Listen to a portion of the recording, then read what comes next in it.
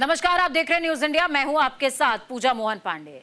लाल सलाब का काम तमाम। छत्तीसगढ़ में लाल आतंक की डेड लिस्ट पर काम करना शुरू हो चुका है। छत्तीसगढ़ महाराष्ट्र सीमा पर मुठभेड़ में 1000 से ज्यादा जवानों ने 31 नक्सलियों को उनके अंजाम तक पहुंचा दिया। जी हां, अंजाम, वो अंजाम जिसकी स्क्रिप्ट इन नक्सलियों ने खुद तैयार की है। देश के लिए नक्सली समस्या एक ऐसा नासूर बन गई है जिसे जड़ से खत्म करने के लिए ऑपरेशन चलाया गया है।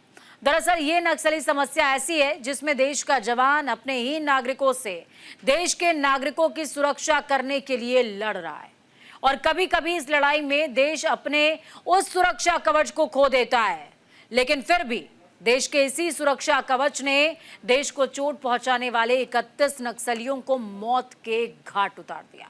ये रिपोर्ट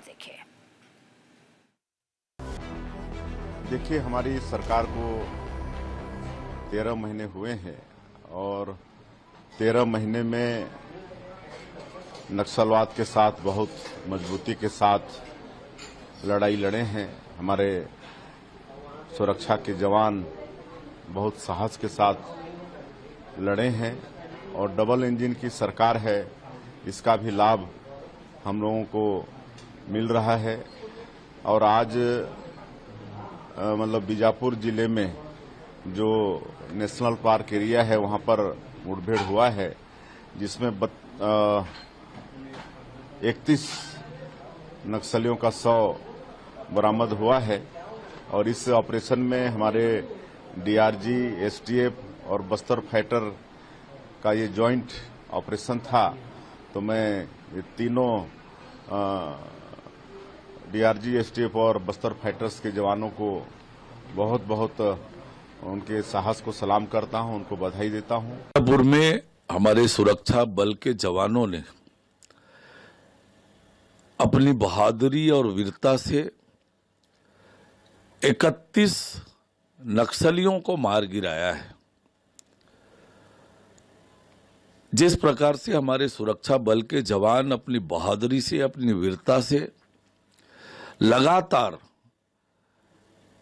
नक्सलियों को गिरा रहे हैं, मार गिरा रहे हैं, बस्तर को नक्सल मुक्त करने के दिशा में काम कर रहे हैं, मैं उनकी बहादुरी को नमन करता हूं, उन्हें बधाई देता हूं इस बड़ी सफलता के लिए।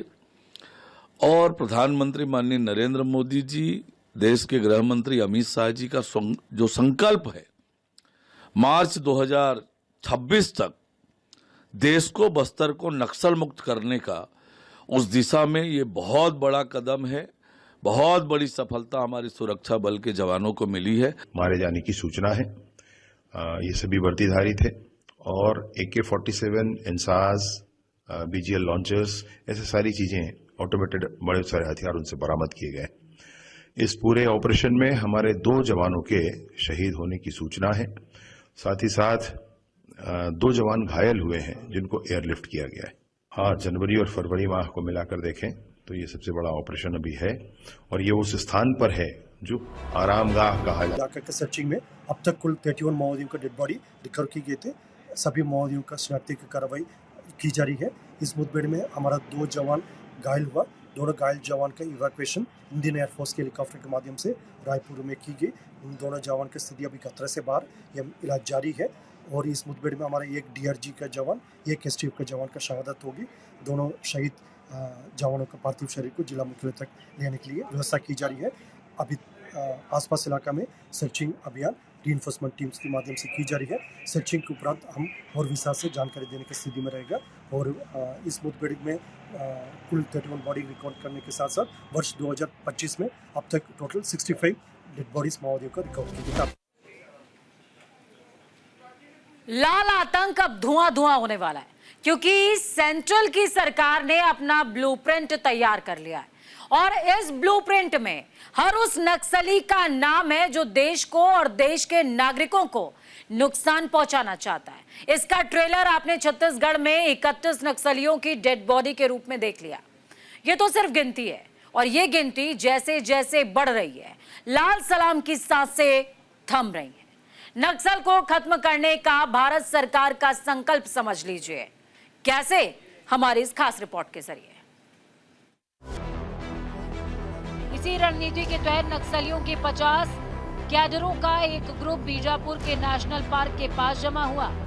छत्तीसगढ़ पुलिस और ड्रग पुलिस के जवानों को इसकी भनक लग गई। तुरंत वेस्ट बस्तर एरिया कमेटी के पास जमा हुई नक्सलियों की इस टुकड़ी को घेर लिया गया। करीबन 12 घंटे तक नक्सलियों के खिलाफ बीजापुर में ये बड़ा ऑपरेशन चला। नक्सलियों के पास भारी तादाद में गोला बारूद भी था।